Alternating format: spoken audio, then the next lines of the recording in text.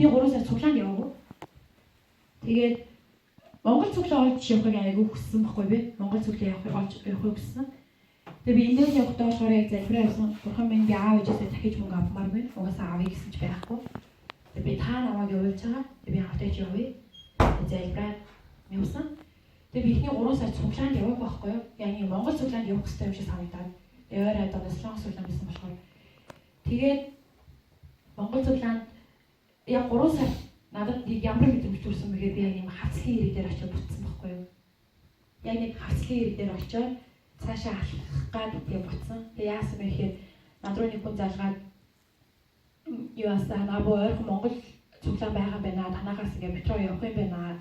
Тэмдэж очиж уулзаарай. Тэгээд тэр цуглааны юу самуны минь манай яг хоёр солонгос цуглаан дээр очиж хийж байгаа юм байна гэх. Тэгээ яг гэсэн чинь яг нөгөө самуны манай гэр юу нэрээ аваа гэсэн байхгүй юу? Тэгээд тэр нь болохоор давкаат ярьсан тэр самуны манай гэрэлтий чинь засан. Тэгээд самунитайгаа уулзаад тэгээд цуглаан дээр чихсэн байгаа. Тэгээд оцсон өдрөөсөө эхлээд шууд Крисмасын чимэглэлийн үйлчлэлд орсон. Энэ хаваа оцсон чинь шууд үйлчлэлд оруулаад тэгээд яг ингээд цуглаан маань яг цуглаанд яваад хамрагдаа. Тэгээд дараа монголчууд байсан учраас явж эхэлсэн. Тэгээд би яг тэр үед миний мэдэрсэн зүйл юу байсан бэ гэхээр би айгүй нэг сүүн хаалтан байсан байна гэдгийг мэдэрсэн. Тэгээд би энд айгүй пастраа, саунимараа, багшаараа өгчүүлдэг байсан мэдсэн. Зүгээр бэлэн хоол ичрээд агуурга хийлэгдэг байсан. Тэгээд тэнд очиод үйлчлэл гэж юу ядгийг, цуглаанд яваад Библи унших, залбирах гэж юу ядгийг айгүй их сурсан. Тэгээд яг хамгийн солонгос байх хэцүү зүйл юу байсан бэ гэхээр ажил хийх шаардлагатай болсон биз. Яг төлбөр өөрөө төлөх учраас тэгээд хамгийн ихний ажил шүн гардаг. Орой 6-аас өглөө 6 хүртэл яг босоод хичээлдээ явдаг. Тэгээд тэр ажил аим хүнд. Тэгээд дараагийн ажил нь болохоор нэг шигдаанд ажиллаад тэгэл гараа зүсээд юм ачиж байгаа. Яг ажил дөнгөж эхэлсэн чинь гараа зүссэн байхгүй би. Тэгэл наваа одоо гараа зүссэн гэх юм бол солонгосчууд үс тийм үед аим сүртэй болохоор наваа өөр явуулчих гэх юм бол би мөнгөгүй болчихно, дайны мөнгөгүй болчихно гэж. Тэгэл гараа яг таасан юм нөгөө нэг галдууны авчираа шинэ авчираар боогоол яг гадуур нь гэлгуураад нэг удаагийн бэлийн өмсөөл, эрзэний бэлийн өмсөөл тэгээд ер нь ингээ аягаа угаагаар байжсэн чинь нөгөө нэг яг тэгээд боолтоо солиход амар их тусгараад тэгээд боолтоо солиход дахиад яг ингээ солиход боолтоо аваад угаагаад бэжсэн чинь нөгөө захирал дээр нөгөө нэг цаанаас орж ирснэ тэгээд тэгсэн баг. Наа энэ кимчийн дотор яс энийг аваад тэгээд тэгээд ингээ зүсээд өөхөн гарцсан байгаа. Тэгээд кимчи рүү ингээ гараа исэн байхгүй юу. Тэгээд ингээ амар хорсоод тэгэл нөгөө нэг газ болтоо газ кимчи рүү гараа ирж амар хорсон баг минийгаар. Тэгэл ажил дуусгуулаагүй буцаал нөгөөтгөө боогоол. Тэгэл ажиллаа хийсэн. Тэгээ яг гэртээ 12 цагийн үед очсон чи ингээд гар ингээ хоошоо ингээ битүүнгээ хавтцсан. Дагаад ер нь бол тийм хэцүү зүйлүүд айгүй байсан. Тэгээд юугүй цагийн ажил хийх ёстой. Шиданыхаа нойлог угаана. Навал угаачтай за хичээлээсэй. Тэгээд энэ бүгдийг харахтаа би эргээд харахтаа айгүй талархаж ийсэн. Яг энэ талархах зүйлсдэл миний хэвээр байсан. Тэгээд талархах тусам тэр ажил надад би энэ зүйлийг бүхний төлөө хийж байгаа. Энэ зүйл үргэлжлэхгүй, удаан үргэлжлэхгүй гэж хийжсэн. Тэгээд яг цуглаанд явж эхлээд яасан бэ гэхээр миний явжсэн яг цуглаан болохоор яг тэр нөгөө Пундан гэдэг газар байдаг. Тэгээд Пунданаас жижиг Гуанжуу руу болохоор жижиг Гуанжуу 5,000 монголчууд байлаа. Тэгээд тийшээ шинэ цуглаан тарина гэдэг. Тэгээд манай тэр пастор самуны хоёр та ингэ залуучуудаас хамт гарах хүмүүс ивэл гараарэ. Тэгээд залбирч үзээрэй гэдэг. Тэгээд залбираад үзсэн чинь ямар ч тийшээ явах хэрэгтэй байсан би шинэ цуглаан тарихад. Тэгээ яг очиод яасан бэ гэхээр миний нүдэн дээр гайхамшиг болсон байхгүй юу.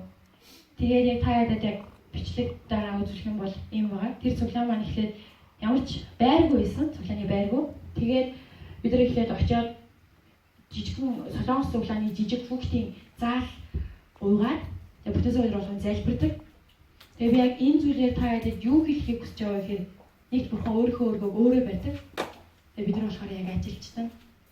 Тэгээ яасан бэ гэхээр яг жижиг бид ихлээр залбирсан. Тэгээд дараа нь яасан бэ гэхээр пастор маань болохоор яг солонгос цуглааны харьяа биш монгол цуглаан гаргая гэвэл тэр солонгос цуглаанаасаа юу авахгүй, цалин авахгүй гэж пастор. Тэгээ ажиж манай пастор 6 хүүхэдтэй. Тэгээд Солонгос улсад амьдарч байгаа. Тэгээ байрныхын төлбөр нь бараг сая хэдэн зуун жилийн өндөр. Тэгээд манай яг ахлагчсан ахлагч юусан бэхээр. Тэгээ яг нөгөө шинэ цуглаан тарина гэдээ гарсан нэг 10 хэдэн залуучууд байсан байхгүй. Тэгээд тэр залуучууд бид нар нэг цуглаан символээр ахлагч маань юу гэж хэлсэн бэ гэхээр за бүгдээрээ амлалтын өргөл өргөё. Амлалтын өргөл өргөё. Бурхан өргөлөөр дамжуулж ажиллах юм аа. Бидэд одоо юу ч байхгүй байгаа ч гэсэн амлалтын өргөл өргөё. Тэгээд ядаж хэдүүл амлалтын өргөлөөр пастортаа туслая. Тэгээд яг ахлагч маань шийдвэр гаргаад тэгээд тэр оюутнууд бүгд оюут маань ажилласан ажиллагаа. Тэгээд ахлагч маань хэлсэн байхгүй. Бурхан болохоор та нар 11-ээс илүү давуу амжилт өгөөрэй. Тэгэх юм бол бурхан хизээч тэрнээс буулгадаггүй, илүү өгөхөд өрөөдгөө гэх. Тэгээд тэр үед би 30-ыг өргөн, би 50-ыг өргөн, би 120-ыг өргөн, манай гэр бол 300-ыг өргөн гэх. Яг ингээд 10 хэдэн залуучууд нийлээ. Тэгээд бидний өргөл яг болоо тэгээд бид амлалтын өргөлд өргөж эхэлсэн. Тэгээд хамгийн анхны манай бүтэнсээ өдрийн хоол юу байсан бэ гэхээр 2 бичиг 2 ундаа байсан байхгүй юу? Тэгээ яг бид нар өргөлөө өргөж эхэлсэн, залбирч эхэлсэн. Тэгээ яасан бэ гэхээр нэг өдөр бид нар яг өөрсдөө гэсэн байртай болох боломжтой болсон. Тэгээ яг өөрсдөө гэсэн байртай болоод яг очиод бүгдээрээ ингээд ханаа буудаад, шалаа угаагаад тэгээ яг эзний өргөөг барихт нь яг ингээ гар бие оролцсон хүмүүс ахгүй юу? Тэг ингээ шал угаагаад нөгөө шалгаа амар зүлгэж угаагаад тэгээ яг самоними хувьд болохоор юу гэсэн бэ? Эзний өргөө цэвэрхэн байх хэрэгтэй. Эзний өргөө шүү дээ. Эзний гэр. Эзний гэр. Бид нар өөрсдийнхөө гэрээ яаж цэвэрлэдэг вүлээ? Тэгэхээр бүр эзний гэр цэвэрхэн байх хэрэгтэй гэдгийг баримтсан. Тэгээ би ингээ шалгаа угаа шөнө нэг миний гар татаад тэгээд ингээ хоёр надтай зугаагаад жисэн дөрөв манай дүүгийн түг гар нь татаа бөөнөр самоним гар гэдэг нөгөөд ингээ гар ингээ татцсан. Тэгээд тэглээ ер нь айгуу цэвэрлэгээсэн байхгүй юу? Тэгээд пастор маань за бид нар энэ бүтэнсээ өдөр ингээд мөрөглөө шалан дээр суугаад өргөхөндөө гэж. Тэгсэн чи яасан вэ гэхээр 5 дахь өдөр хагасаа өдөр нь хоёр амар том машинтай бүх юм бууж ирсэн байхгүй юу? Тавилганууд ачаанууд. Тэгээ яасан бэ гэсэн чинь тэр нэг нөгөө зөвлөгөө өгдөг пастор нөгөө гид өвдөөд тэгээ зөвлөгөөнийхөө байгууламжаа дахиж ашиглах боломжгүй болоод цаашаа явуулах боломжгүй болоод тэгээ тэнд байсан бүх тавилгануудаа бидэнд өгсөн байхгүй. Танах шин цуглаан тарьж байгаа юм чинь та нар бүгдийг авах. Тэгээ би өөр аав гарсан хичээл тараал ирсэн чи ингээд хоёр том машинтаа гээ миний нүднэр бүх юм бууж байгаа байхгүй ингээд цуглаан руу. Тэгээ яг ингээд тэр одоо манай Солонгостойгоо цуглааныг бодохын харах юм бол халбар сэрэг хүртэл яг тэгж хангагдсан. Тэгээ яг нэг 5 дахь хагасаа өдөр хоёр бүх нүүрлэлтэнд ороод тэгээ миний нүдэн дээр эсний өргөө босхыг би харсан байхгүй юу. Тэгээд яг харгаад дараа нь яг юу болсон бэ гэхээр тэр хоёр давхард манай цуглаан байдаг. Нэг давхард нь нөгөө нэг тэгээд тэр Солонгос хүмүүст хоол тараадаг food bank гэдэг. Тэгээд food bank-аас биднэрт хагасаа өдөр болгон хүнс оруулж өгдөг. Тэгээд би бүр ингээд гайхаж байгаа юм чи. Тэгээд хагасаа өдөр орж ирсэн хүнс болгоныг бид нар уудлаад бүтэнсээ өдөр ирсэн монголчуудаа тарааж өгдөг. Тэгээ яг бодоод эргээд харсан чи яасан бэ гэсэн чинь анх нөгөө нэг өргөлөөрөө нэгдсэн залуучууд яг тэр зүрхсэтлийг хараад бурхан ажилласан юм байна гэдгийг харсан.